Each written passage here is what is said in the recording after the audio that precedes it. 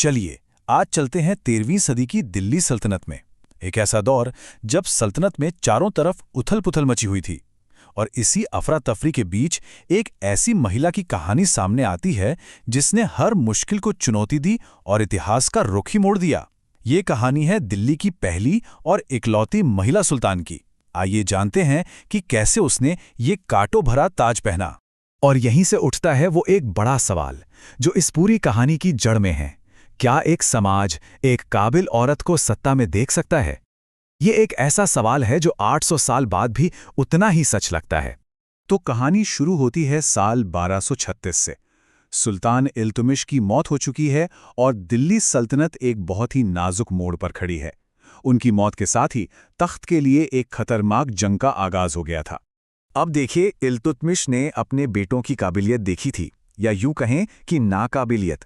तो उन्होंने एक ऐसा फैसला लिया जो उस जमाने में किसी ने सोचा भी नहीं था। उन्होंने अपनी बेटी रज़िया को अपना वारिस चुना। ग्वालियर की जंग के दौरान उन्होंने रज़िया की काबिलियत को पहचान लिया था और वो जानते थे कि सल्तनत को सिर्फ वही संभाल सकती है।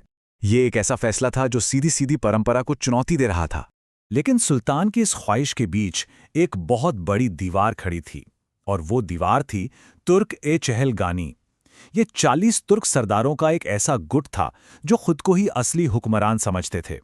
उनके लिए सत्ता ही सब कुछ थी और वो किसी औरत के आगे सिर झुकाने को हरगिज तैयार नहीं थे। तो इन चहलगानी ने क्या किया? उन्होंने सुल्तान की आखिरी इच्छा को यूं ही उठाकर फेंक दिया और गद्दी पर बिठा दिया इल्तुतमिश के कमजोर बेटे रुकनुद्दीन फिरोज को। क्यों? क्योंकि उन्हें लगा कि ये तो बस एक कठपुतली होगा जिसे वो अपनी उंगलियों पर नचाएंगे। पर ये उनकी बहुत बड़ी भूल साबित होने वाली थी।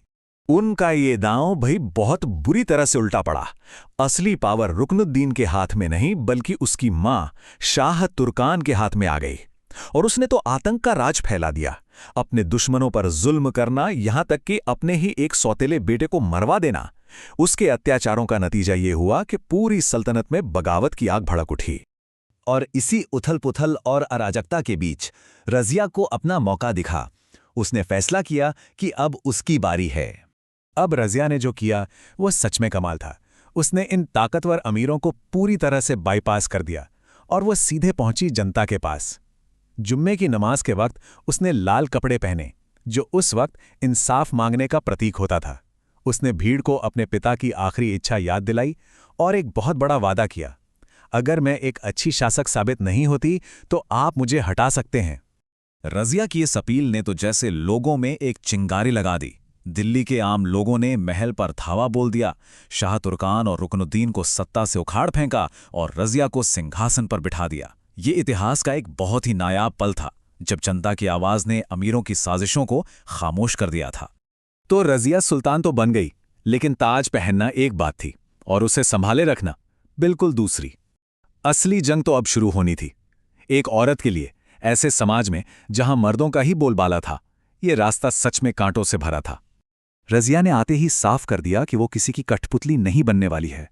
जहां सरदार चाहते थे कि वो पर्दे में रहे, रज़िया ने पर्दा ही छोड़ दिया। वो मर्दों वाले कपड़े पहनकर खुले दरबार में बैठकर फैसले सुनाती थी। वो सेना को खुद लीड करती थी, अपनी मर्जी से अधिकारियों को नियुक्त करती थी। मतलब उसका हर एक कदम उन सरदारों के लिए एक सीधी चुनौती थी। और फिर रज़िया ने एक ऐसा कदम उठाया जिसने इन तुर्क सरदारों को आग बबूला कर दिया।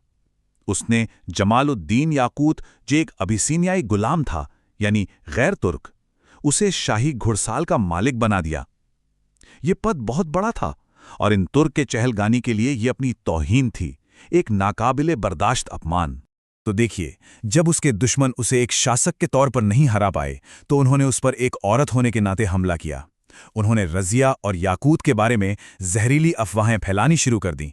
उनके रिश्ते को लेकर बातें बनाने लगे ताकि उसकी इज्जत और अधिकार दोनों को कमजोर किया जा सके। ये बहुत ही घटिया लेकिन असरदार चाल थी। लेकिन सिर्फ अफवाहें काफी नहीं थीं। ये अमीर अब खून चाहते थे और इसलिए पर्दे के पीछे उसे हमेशा के लिए रास्ते से हटाने की एक खतरनाक साजिश बुनी जाने लगी। अब ये प्लान था बड़ा सीधा पर बहुत शातिर। ये लोग जानते थे कि दिल्ली में रज़िया को हराना नामुमकिन है। क्यों? क्योंकि वहां की जनता उसके साथ थी। तो उसे दिल्ली से बाहर निकालना जरूरी था और इसके लिए भटिंडा के गवर्नर अल्तूनिया को आगे किया गया। प्लान ये था कि वो बगावत करेगा और रज़िया को मजबूरन अपनी सेना लेकर दिल्ली से बाहर निकलना ही पड़ेगा। और रज़िया ठीक वैसा ही करती है जैसा उन्होंने सोचा था। वो बगावत को कुचलने के लिए भटिंडा की तरफ निकल पड़ती है, लेकिन वहां पहुंचते ही उसे एक भयानक धोखे का सामना करना पड़ता है।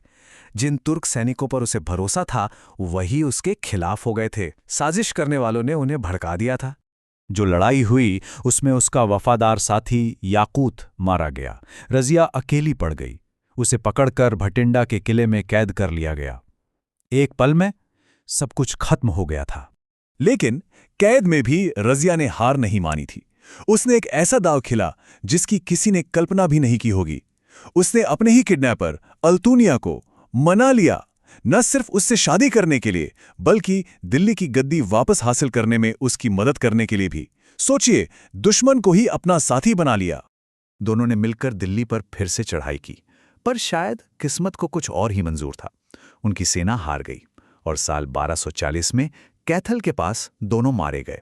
और इसी के साथ दिल्ली की पहली और इकलौती महिला सुल्तान का राज एक दुखद अंत पर पहुंच गया। तो रज़िया तो चली गई, लेकिन दिल्ली में सत्ता का खेल रुका नहीं, बल्कि अब वो और भी खूनी हो गया था।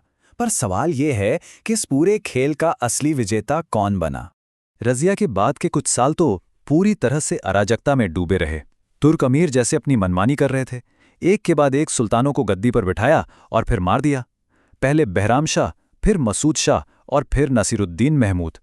सुल्तान बस नाम के थे, असली खेल तो कोई और ही खेल रहा था। लेकिन इस पूरे समय जब ये सब चल रहा था, एक आदमी था जो पर्दे के पीछे से सारे तार खींच रहा था। सुल्तान नसीरुद्दीन महमूद के राज में असली ताकत थी उसके प्रधानमंत्री बलबन के पास। जी हां, ये वही बलबन था जो खुद तुर्क-ए-चहलगानी का हिस्सा था। वो चुपचाप धीरे धीरे अपनी ताकत बना रहा था। वो असली मास्टरमाइंड था। और शायद सबसे हैरान करने वाली बात उसी दौर के एक इतिहासकार मिन्हाज-ए-सिराज ने लिखी है। उन्होंने लिखा कि रज़िया में एक महान शासक होने के सारे गुण थे, बस एक को छोड़कर। उसका इकलौता दोष, उनके शब्दों में, ये था कि वो एक औरत थी।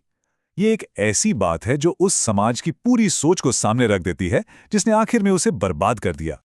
और यहीं हम वापस उसी सवाल पर आते हैं जहां से हमने ये किस्सा शुरू किया था। सोचिए, अगर रज़िया एक मर्द होती तो क्या आज इतिहास उसे सबसे महान सुल्तानों में से एक के तौर पर याद करता? ये एक ऐसा सवाल है जो हमें सोचने पर मजबूर करता है कि इतिहास लिखने में जेंडर की कितनी बड़ी भूमिका होती है।